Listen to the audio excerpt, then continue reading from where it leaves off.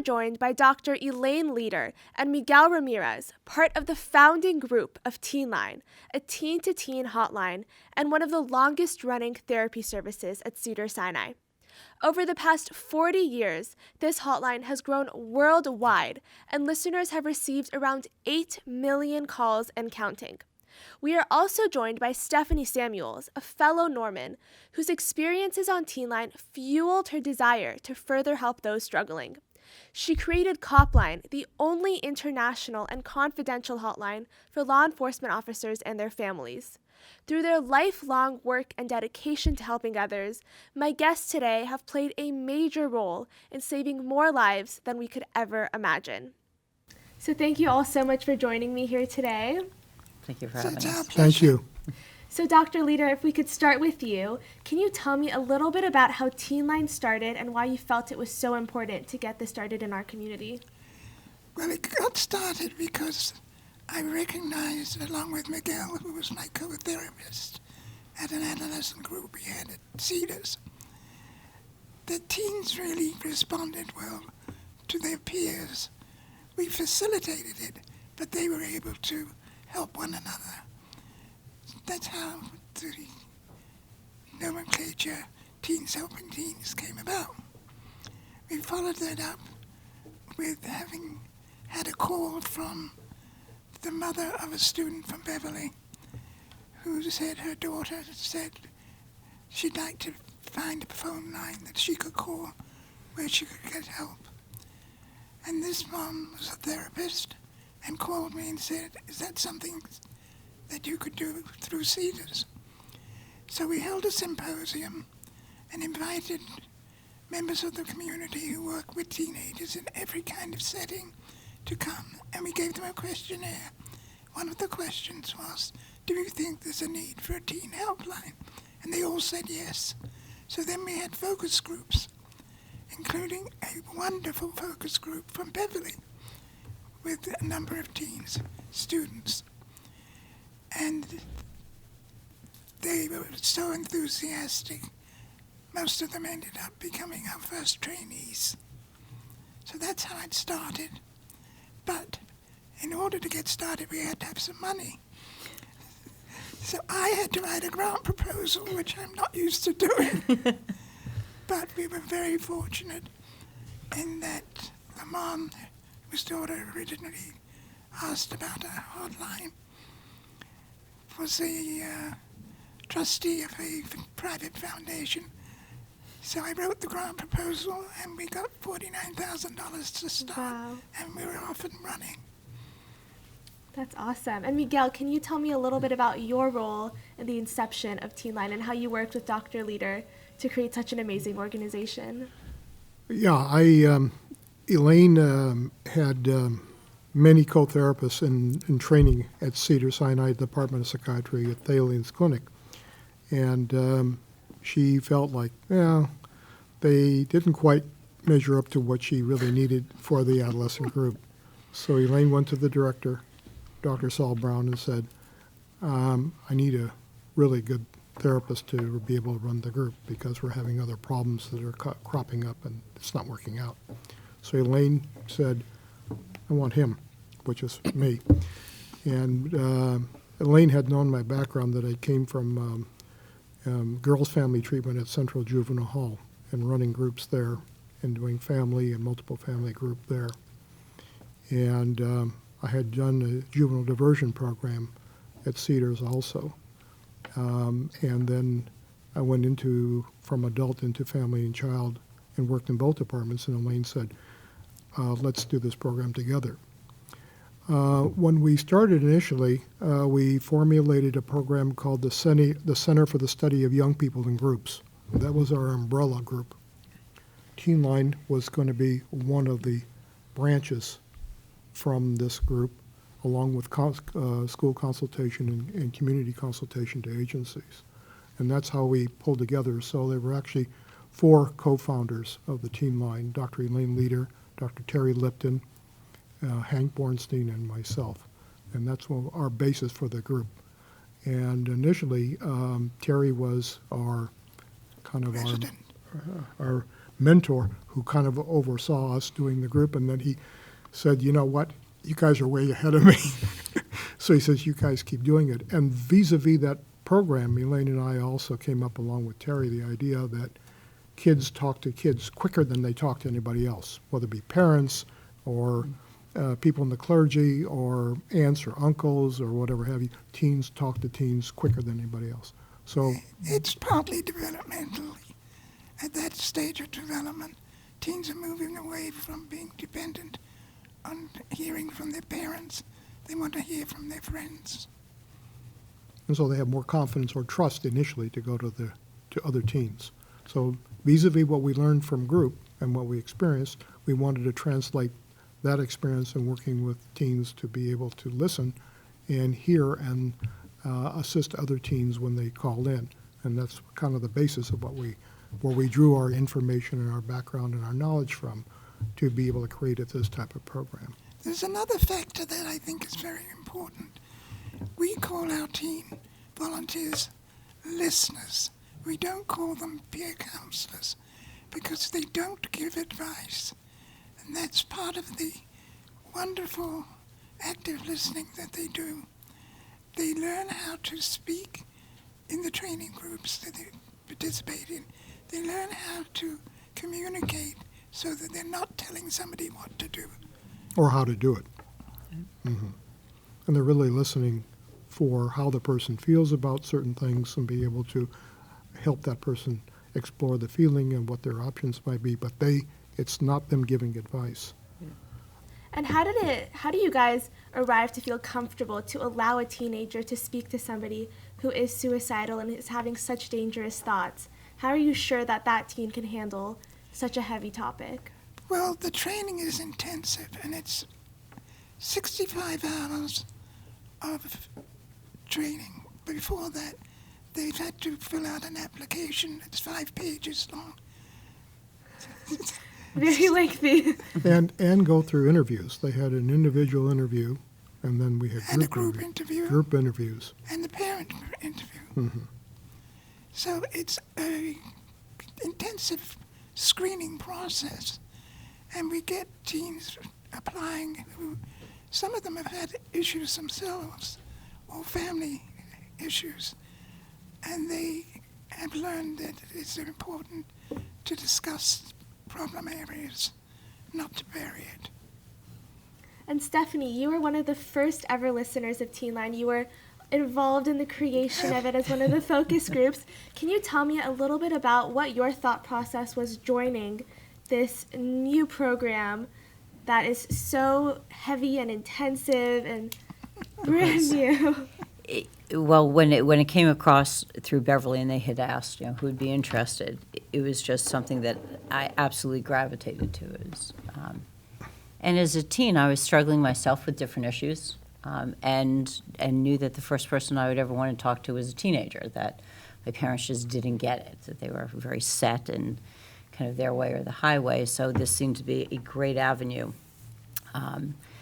And from the focus group, I was really kind of blessed to be able to not only work with Dr. Leader, but Pat Wisney. Dr. Wisney was then doing the putting together of She was a training coordinator. The training. And one of the things that was just so marvelous about TeenLine, which is just so important at the crux, is they cared.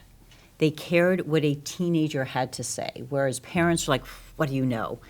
They absolutely embraced teens. They wanted to make sure that they were doing the right thing by the population they were trying to serve. And what a gift.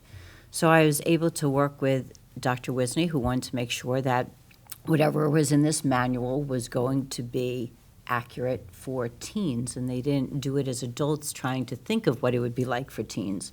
So I was able to do that and was able to do some of the outreach in the beginning for them, and it was just, it became something that for me felt very comfortable, very natural, and I knew if I could figure out how to navigate my own life, that it would be something that I would want to do, help people, kind of career-wise.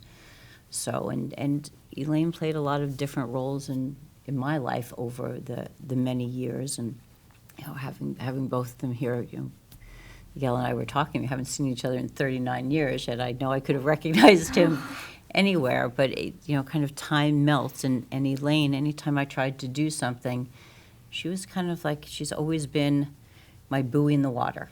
That no matter how high those tides are, I would always somehow or another reach out to Elaine, and no matter how busy she was or is, she always managed to find the time to lend an ear, talk through situations, and allow me to do a process of what I felt was best. So truly for me, this is one of the highlights of my life, is having them here and being able to truly tell the story of TeenLine, because you don't want it to be lost. And it's going to be 40 years old, and we're doing they have something in April to celebrate it, but it's kind of rewarding to still be this young and to realize 40 years ago you were part of something that became so amazing and has helped so many people. And I have children, when they went through high school, I live back east, we didn't have a TeenLine, but they always knew about TeenLine and the importance of it, and so that's been unique as well. And Elaine has, as you just said, has been such a listener to you, has been really a role model to all the listeners that have come through this program. How has she and how has your experiences with the program shaped your career path, and what is that career path, if you could speak a little bit more to it? So I'm going to share with you something really personal that goes back to when I was answering lines at the time. I was struggling with my own autonomy, different issues and stressors as an adolescent. And I had been struggling with an eating disorder, had not told anybody. And I was supposed to be on the lines that night. And I had purged and ended up in the hospital. And I remember calling Dr. Leader and knowing I had to do it and knowing what the outcome was going to be. And I said to her, just so you know, I'm at Cedars. This is what happened. And when I tell you, without skipping a beat, Dr. Leader said, "We'll just transfer the phones over there tonight." I was like, what? No, obviously they couldn't do that. But what that did for a young girl struggling was it allowed me to have those struggles and to still be a together young woman that held value, and that my world and what was so important to me, which was TeenLine, was still intact. And that really, I believe, helped me survive and flourish and become the person that I am today. So I went on, I went to UCLA, got my first master's in clinical psych from Antioch, ended up moving back east. They were not licensing master's levels clinicians back east, ended up doing a second master's in social work and became a licensed clinical social worker. And I ended up working with police officers. Out here in California, I did a lot of ride-alongs. So when I went back east, I ended up continuing to do some ride-alongs. And then when I moved out to New Jersey, we had just had quite a few suicides, and went to the police academy and said, who's dealing with, the different stressors that officers go through, what they see, untimely deaths, child-related incidents. And they kind of looked at me like I had two heads. And they really said, nobody. And that became kind of my mission for what's been the past 30 years, is to make sure that officers get the help that they need. And the more I rode with officers, it was the same thing. Officers trust officers. They speak the same language. They understand the stressors. They have the gallows humor.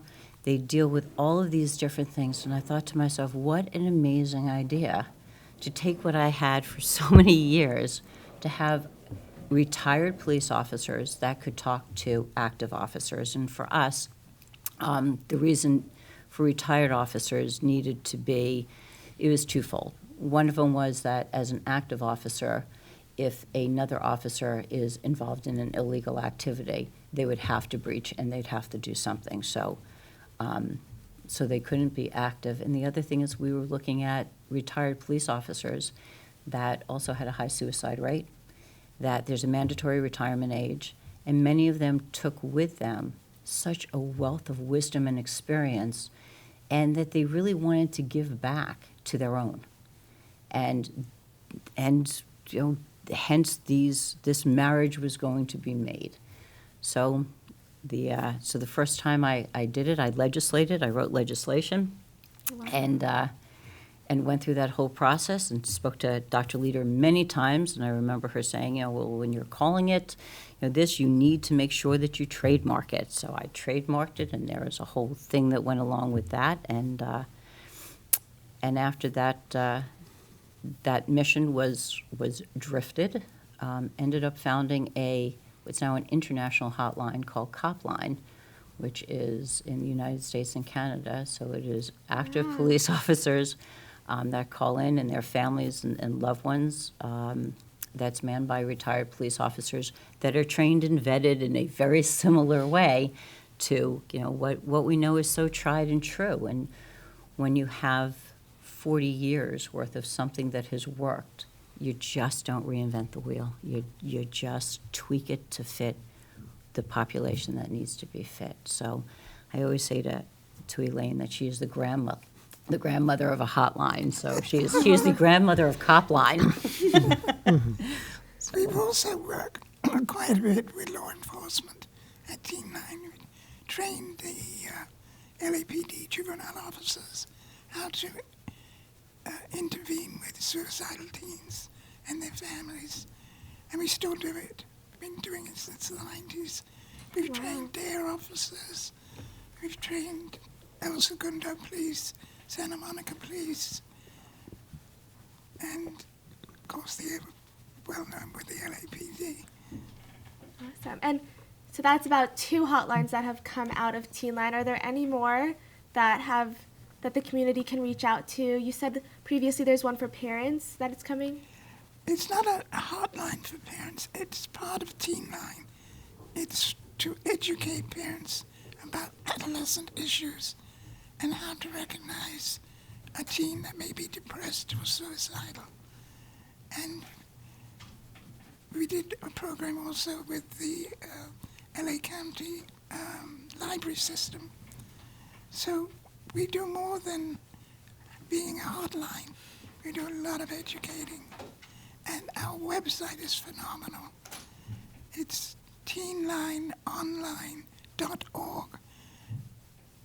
I love looking at it myself. We have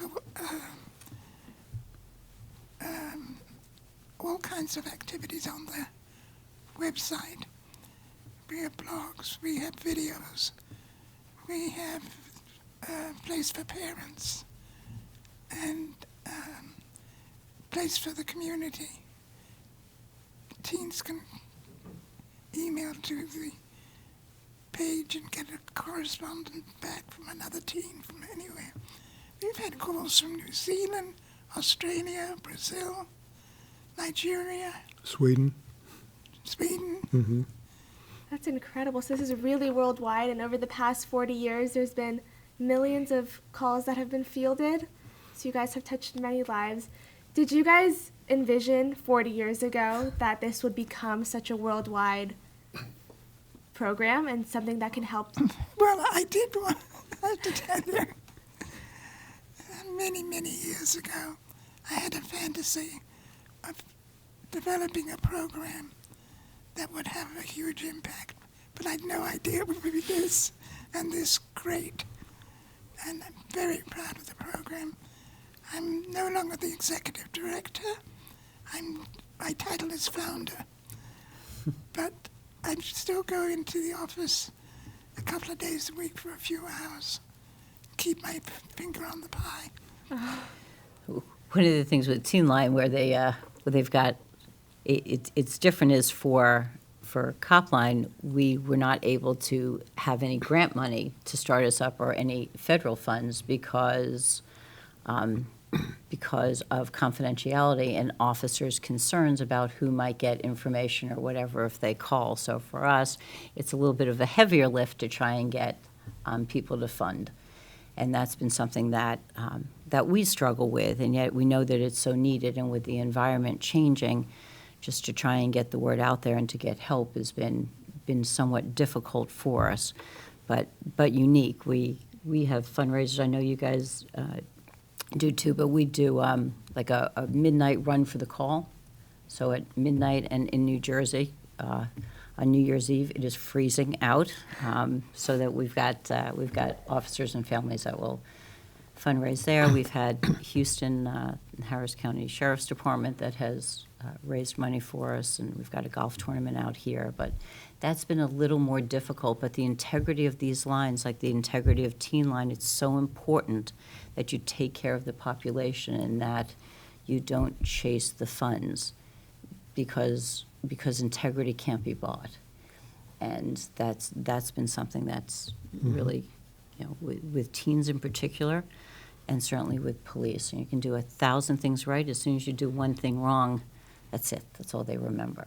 So that's been a little more difficult than with you guys. I didn't ask you, Stephanie, are you publishing anything? Because we publish the Youth Yellow Pages, and it's now an app.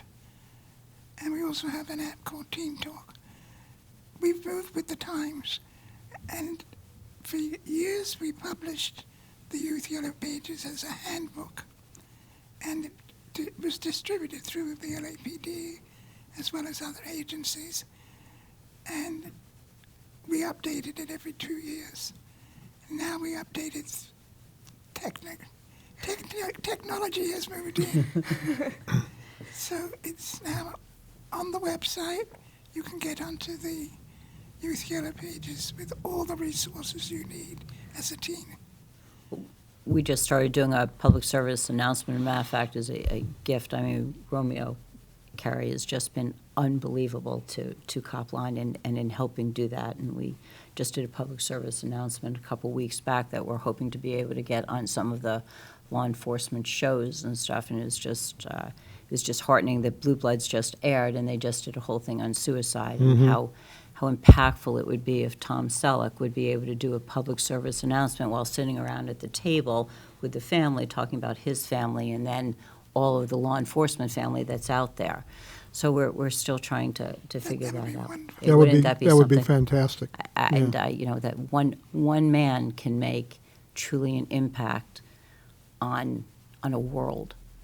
So and Romeo did such an amazing job with us. We got Joe Montagna who did it from Criminal Minds and all the other stuff. So yeah, so that was wonderful, and just getting all that out there. So we have almost twice as many officers that die by their own hands than die in the line of duty a year, and we know that one thing certainly can be stopped, the other unfortunately can't be. So I think what's terribly important is for what the volunteer gets out of the program they're in. It is so rewarding and so enlightening. So true. And leads them to contribute to the community in different ways. We did a study of some of our alumni on our 25th anniversary, and there was one in Maine running a bookstore. There was one in Chicago on a hotline, and then they were all, and of course the wonderful Stephanie. But I mean, they go on, and some are doctors. I mean, they go on to have wonderful careers, including one who was the head of Disney Films. Wow. Yeah. On a personal level, I can talk about the impact on my own two children who went through TeenLine and their development and their experiences on TeenLine has really helped them become aware of other people's issues and feelings and be able to listen and to respond appropriately. And they will often come back to me and say, I remember learning about that on TeenLine or talking about that topic on TeenLine, and it's been impactful in my daughter's business and even in my son's business, and working with people and doing groups and other types of situations that they deal with, and even conversing with their friends. They still use the skills to this day about what they learned about how to active listen and being able to reflect and whatever have you, that allows people to talk about their issues. So personally, I've seen a major growth in my children from the me stage to what is it with you? Yeah. So I'm going to piggyback on that. So the active listening skills. So when we were going to be dealing with law enforcement, we knew that the most difficult thing in the world was to have them go from giving advice, which they've done an entire career. You sit here, you come with me. That's it. There's not a whole lot of chit chat or what have you. Is to really role play that out of them and help them understand active listening skills, because that really is the key. And almost every one of our retired officers that's gone through the program has said that if they had this skill set, they would not be on their third marriage. They wouldn't have a quarter of their pension. So it is such a gift. And with law enforcement, although I think the techniques would have been incredible for them to learn, there's a reason why that wouldn't be the first line that they would need to do, but truly so important. Most people have the answers to the questions. I don't need somebody to tell me. As I always say, husbands and wives never communicate well, and I always say, I have 2 master's degrees. Do you really think I can't figure it out? Is that I just need somebody to hear me and to just kind of be in that hole with me, not looking down on me, just in there. And to learn how to sit with silence and being able to let somebody truly know that you're there is just key to us as human beings and being able to take care of each other. The bottom line is empathy. Yes. Mm-hmm. Rapport and empathy. Mm-hmm. And most of the calls, that's where the time is spent building, Yes. is in rapport building. And nobody wants sympathy. Oh, you poor thing. No, this must be really difficult for you. It's the acknowledgement of that.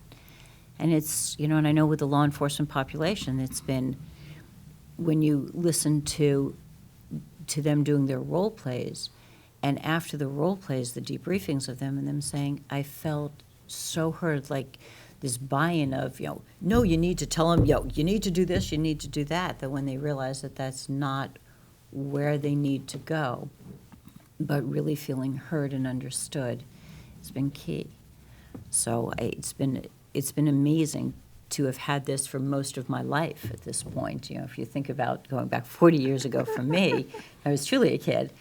And to be able to have that as a foundation, to be able to have people like Elaine and Miguel who were part of the most difficult time in building a foundation to becoming a healthy, autonomous adult and what that would look like, and not be judged, and be able to not be perfect and to struggle with all the things that kids struggle with. And coming from Beverly, I think sometimes there is an even greater expectation of what we're supposed to do and who we're supposed to be and what have you, and all the pressures that went along with that. And kind of, like I said, in AC, I had some buoys, and that was key to all of it. And TeenLine was part of that amazing foundation. It wasn't just about, I think that I got as much answering those lines as, as the caller got, and sometimes I think I got even more than they did. So it was a blessing. Mm-hmm. No, absolutely. Thank you. Absolutely. And to close off our show today, can one of you tell me when you truly felt the impact that this program was making? Like, when did you take a step back and really realize what a tremendous thing this is that you guys started? There's not one particular time, because when something is growing over years, each step has its own grandeur, as it were, so that you can enjoy that moment. And that leads to thinking about what's the next thing we need to do. When we started, we had no computers, no cell phones. It was a total different time. It wasn't a rotary phone, though. I think we need to tell everybody it was not a rotary phone. So I can't give you one particular time. There's a series. I think one particular event that I remember, that when we first started the line, we opened up Thursday, Friday, Saturday, and Sunday. And we had the teens there, and we were waiting for calls. And we didn't have anything to do. And every once in a while, there'd be a call and a hang-up. On a call and a hang-up. So we had to be able to create some sort of activity for the teens in the interim, and started the training, which was back-to-back training, in which one teen sat facing away from the other teen, and one teen was the listener, one teen was the caller, and give the caller the issue, and the other teen then had to listen and then be able to respond. So you had to listen to tone and affect and issue and respond to that. And then finally a call came through. And it was actually a live person on the end. And it went for several weeks before we actually got a call, because we had lots of hang-ups. And then doing that, everyone was excited. I mean, the energy went up. Oh my God, we got a call. And then another call. And then we got a repeat call. And then it began to move and develop. And at that moment, I felt that the seed had begun to germinate and began to grow. That was the beginning of what we call role plays. Role plays are now part of the training. They have to pass 15 role plays before they can become a listener. On all different topics. Different topics. Mm-hmm. And I don't think there's any one specific time, but I certainly know that in my career, if there hadn't been a TeenLine, there wouldn't be a cop line. I don't think that I would have understood. I would not have had the foundation. Honestly, I wouldn't have had the mentors to be able to contact. I know I also spoke to Dr. Schneidman to help, who is a leading thanatologist at UCLA, studier of death. He was quite brilliant in suicide. And they're just, the expression, it takes a village. Well, you're looking at part of my village. And without them, we wouldn't be saving lives for police officers that truly are a population that are so misunderstood and so overlooked. So the gift they gave to teens, a teen was able to give a gift to officers. So. Thank you guys all here for joining me today and sharing your stories and really being true lifesavers. We really appreciate it. Our community is so indebted to all of you. Thank you, Eva, for your time. Thanks very Thank much. you. Thank you, Romeo. And thank you for watching. We'll see you next time.